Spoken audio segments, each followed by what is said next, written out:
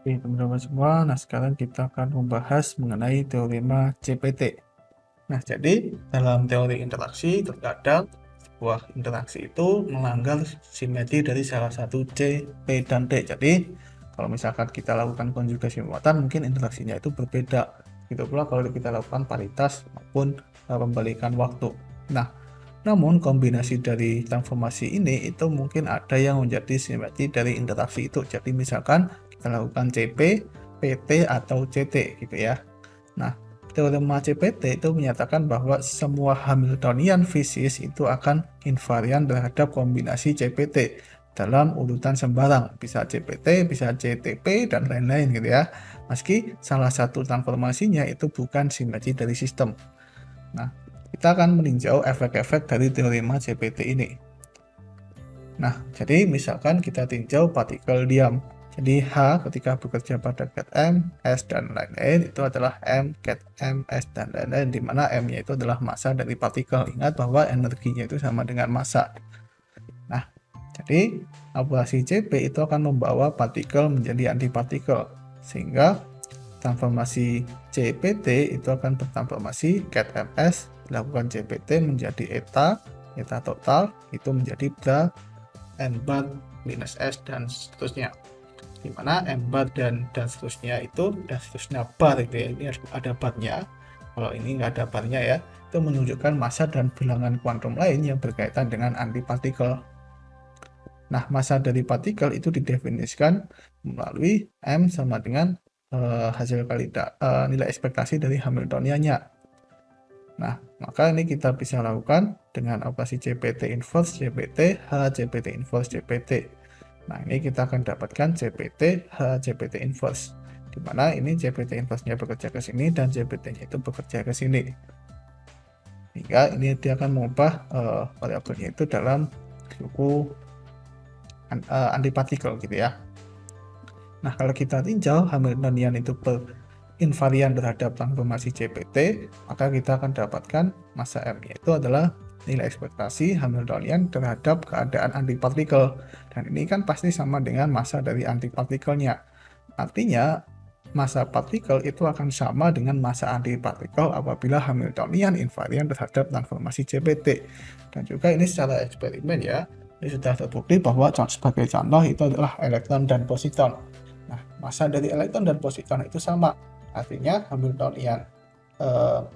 Hamiltoniannya itu pasti dia akan Hamiltonian yang mendeskripsikan positon dan elektron itu pasti invarian terhadap transformasi CPT.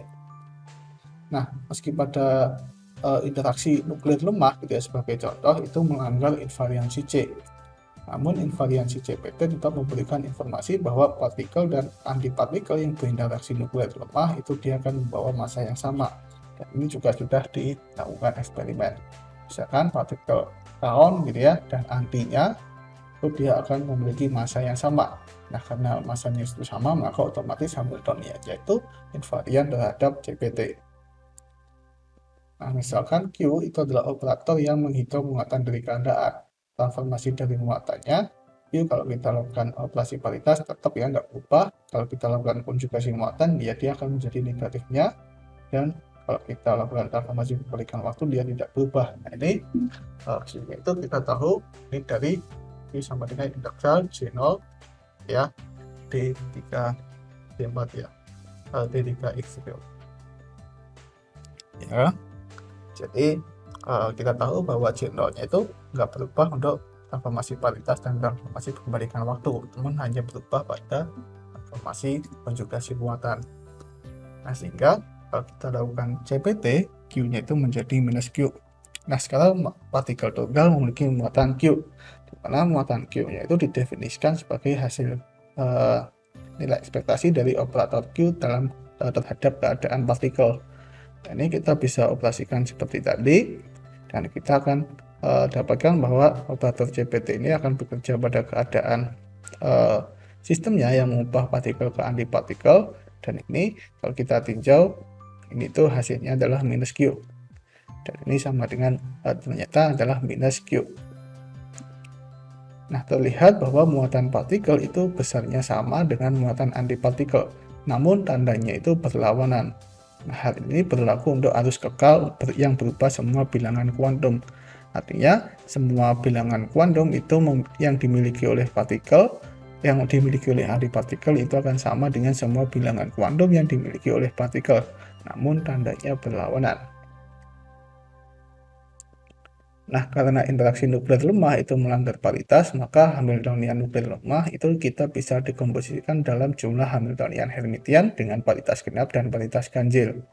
Nah, jadi kita bisa tuliskan seperti ini, meskipun kita nggak tahu ya Hamiltonian lemahnya, nanti kita akan bahas di lain waktu. Nah, jadi P kalau kita lakukan transformasi H plus minus P inverse itu sama dengan plus minus H plus minus. Nah, amplitude transisi dari keadaan I ke keadaan F itu adalah seperti ini. Nah, ini kita bisa kumpulkan, kita menghilangkan suku closed term-nya ya. Untuk suku pseudo skalar H minus H plus itu memiliki kuantitas pseudo skalar dan lenyap karena reaksinya itu adalah reaksi skalar.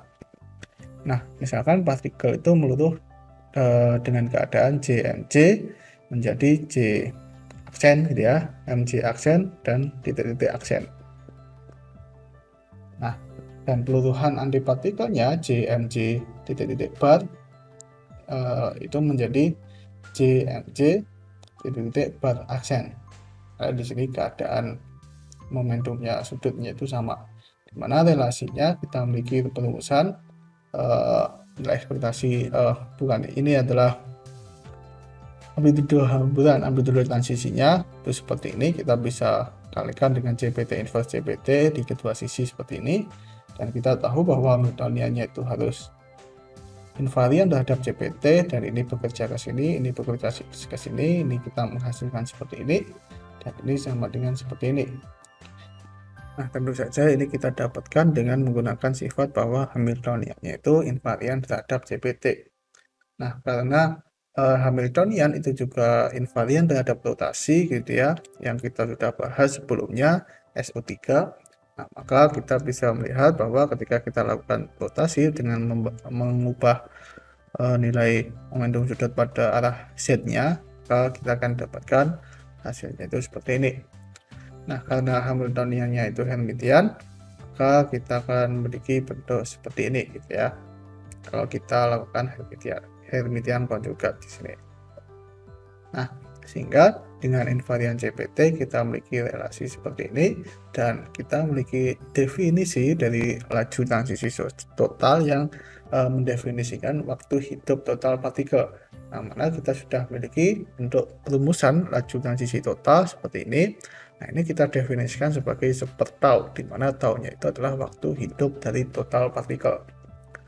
Nah, jadi sehingga kita bisa tuliskan tau sepertaunya itu sama dengan 2pi jumlahan dari semua keadaan titik-titik gitu ya, keadaan dari partikelnya itu seperti ini.